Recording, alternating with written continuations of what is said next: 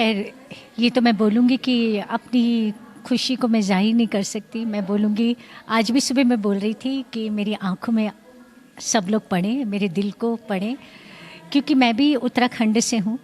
नैनीताल, हल्द्वानी, भीमताल, तलीताल, मेरे अम्मा बाबू यहीं से हैं। तो काफ़ी साल के बाद मैं करीब 30 साल से जर्मनी में रहती हूँ और आई थिंक 27-28 साल के बाद यहाँ आई हूँ। तो मेरे काफ़ी रिश्तेदार भी यहाँ पर हैं और मैं मतलब हर साल आती हूँ 2-3 बारी इंडिया। अब तो मैं, क्योंकि मेरे बच्चे भी बड़े हो गए हैं, तो अब मैं ज़्यादा इंडिया में रहती हूँ, क्योंकि कला का यहीं सब कुछ जो गढ़ है वो यहीं है। विदेश में रहती हूँ, विदेश में कुछ नहीं है। तो वही मैं कहती हूँ कि मेरी, हाँ, क्या बोलते हैं ना, शरीर वहाँ है, आत्मा यहाँ है। तो मैं भाग के चली आती हूँ और अब मैं ज़्यादा समय यहीं बिताती हूँ, क्योंकि यहाँ पर कला की जो भूख, सिखाना और करना, लोगों के सामने लेके जाना, क्योंकि हम तो इतने लकी हैं कि हमने ऐसे गुरुओं से तालीम ली है। लखनऊ घराने की महाराज जी से मेरी सबसे पहली गुरु श्रीमती रेवा विद्यार्थी जी से, फिर महाराज जी के भांजे श्री मुन्ना शुक्ला जी से ली, फिर महाराज जी से ली। मगर मेरा भाग्य, सौभाग्य रहा है कि मैंने महाराज जी से बचपन में भी तालीम ली। फिर उन्हीं के साथ हर वक्त कथक केंद्र में ही, दिल्ली में प्रोडक्शन यूनिट में उनके साथ बहुत सारे प्रोडक्शन किए। तो वो जो माहौल, रात रात भर रिहर्सल करनी, सुबह से शाम तक कथक केंद्र में रहना, तो वो एक अलग ही दुनिया थी हम लोगों की। उसके अलावा और कुछ, क्योंकि कानों में हमारे हमेशा साज, घुंघरों की आवाज़, बोलों की गूंज, तो वही पड़ी है। उसके अलावा हमें कोई सूझता नहीं था। हमारे गुरु लोग, मतलब खाना पीना तो दूर, तो वही शुरू से शाम तक हमने वो माहौल देखा है। और अभी तक मतलब हो गया मुझे 63, मगर अभी मैं विदेश में भी रह के उस माहौल में नहीं ढली हूँ। मेरा वही माहौल है, उसी दुनिया में हूँ। और यहाँ आके तो, और ये जो नीरज और हर्ष है, इन बच्चों ने, सच में इनको थैंक यू मैं बोलती हूँ। मेरे से छोटे हैं, क्योंकि इनकी बदौलत, कहते हैं ना भगवान कि एक जरिया होता है। मैं हर साल आती हूँ, मगर हाय जाऊँ बना ही नहीं मौका।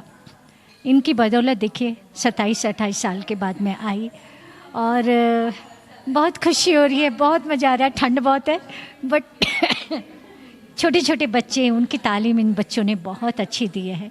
बहुत मज़ा आ रहा है और सिखाने में, हाँ, सिखाने में मुझे बहुत मज़ा आता है। उसमें मेरे को मतलब कोई और दुनिया में पहुंच जाती हूँ।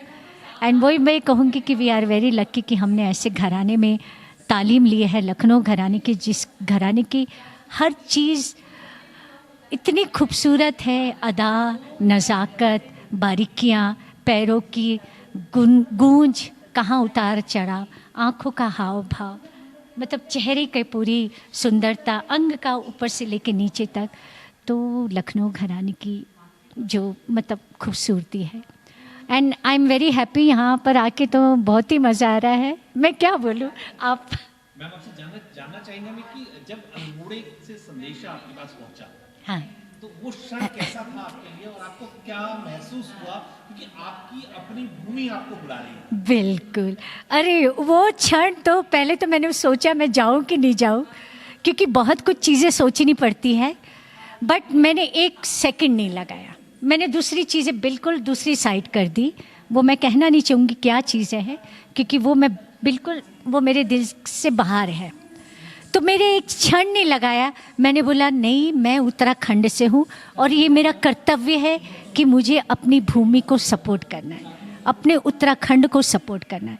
तो मैं चाहूँगी कि जब भी मेरी ज़रूरत होगी, मैं हर वक्त यहाँ पर उपस्थित होंगी। ये जो एकेडमी है जिसमें आप आज आई हैं, इसके लिए क्या कहना चाहेंगे? क्योंकि छोटे छोटे बच्चे भी हम यहाँ देख रहे हैं और बच्चे ही नहीं, हमने तो यहाँ बड़े बड़े लोगों को भी अभी देखा जिन्होंने आपसे कई तरीके की कलाएं सीखी, क्योंकि कहा जाता है कि कला एक ऐसी चीज है जिसको जितना सीखा जाए वो उतना कम। जी, तो आप क्या कहना चाहेंगे? देखिए, जो आपने कहा बिल्कुल, कला ऐसी चीज़ है कि जितना सीखेंगे वो कम ही लगेगा। अभी देखिए, मैं 6 साल की उम्र से सीख रही हूँ।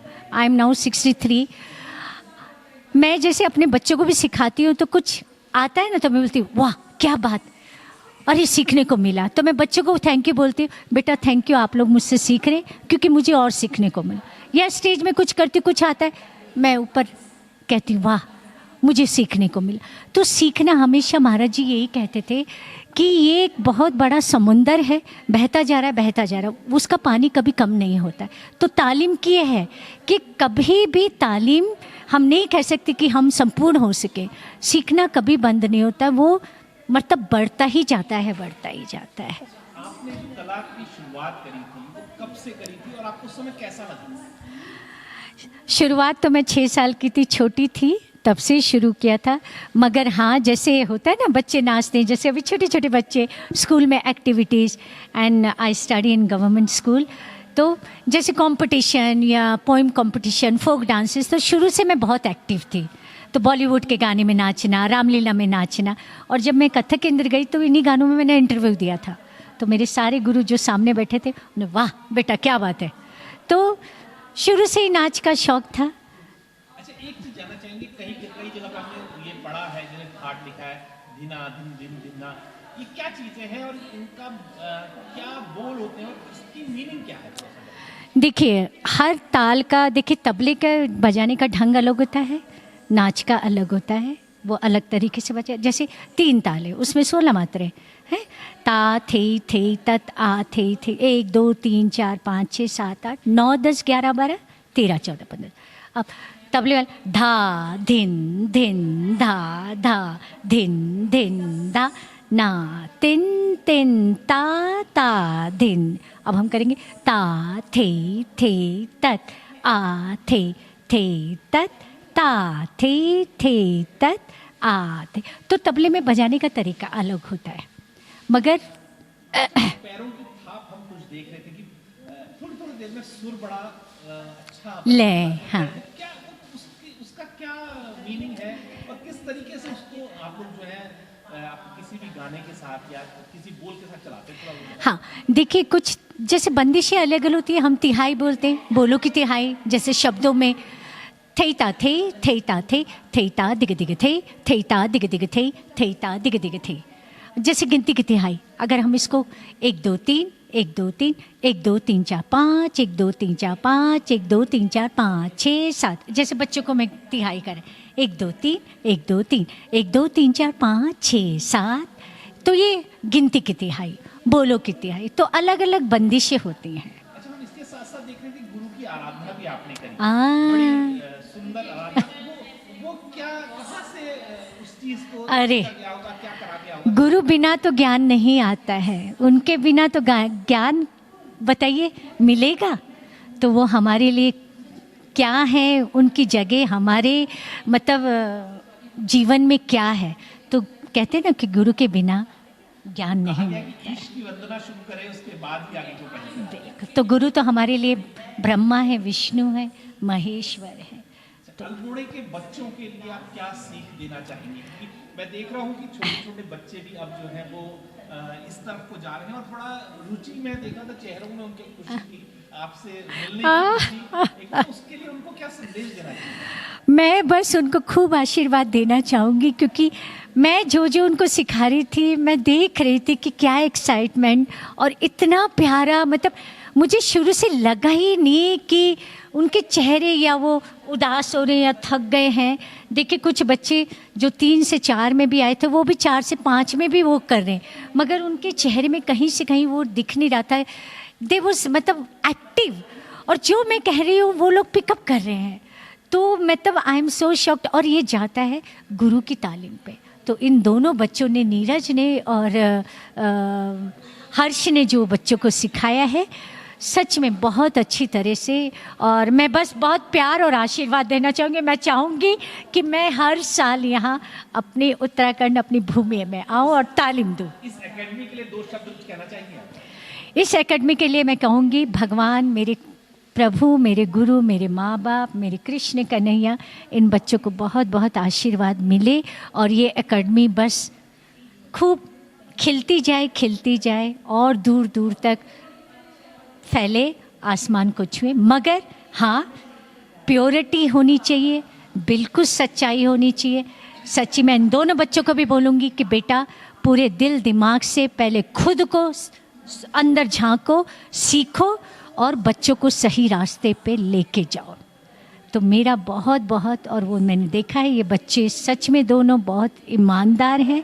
ईश्वर करे कि ये सही रास्ते पे चले। तो मेरे दिल से बहुत दुआएं और आशीर्वाद इस एकेडमी का इन दोनों बच्चों को। जी बहुत बहुत धन्यवाद आपका सतपथ न्यूज़ के साथ बात करने बहुत बहुत शुक्रिया, बहुत अच्छा लगा आपसे भी बात करके। शुक्रिया, धन्यवाद, नमस्कार।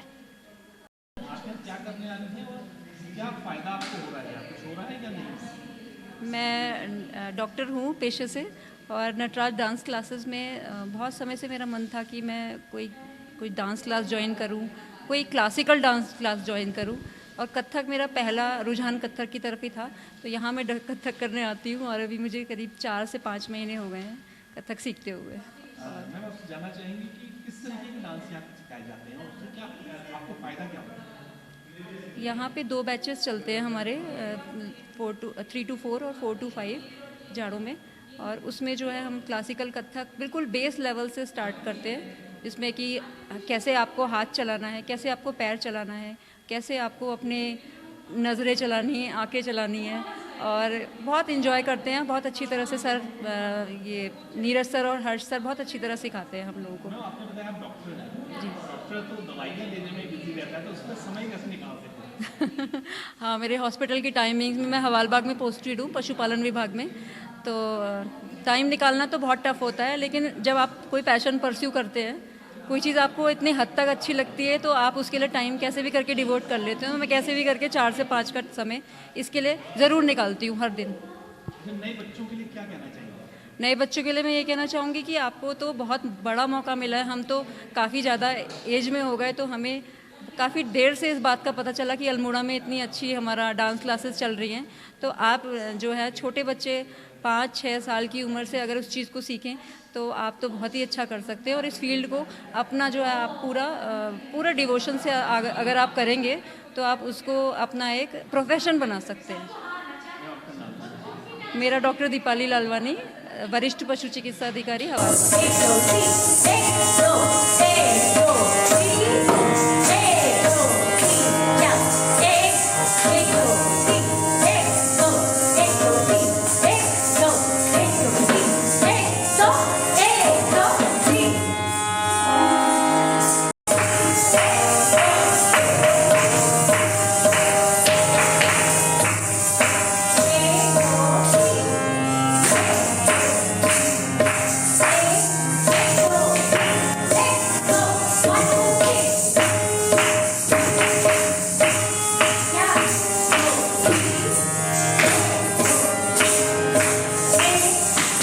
Hey,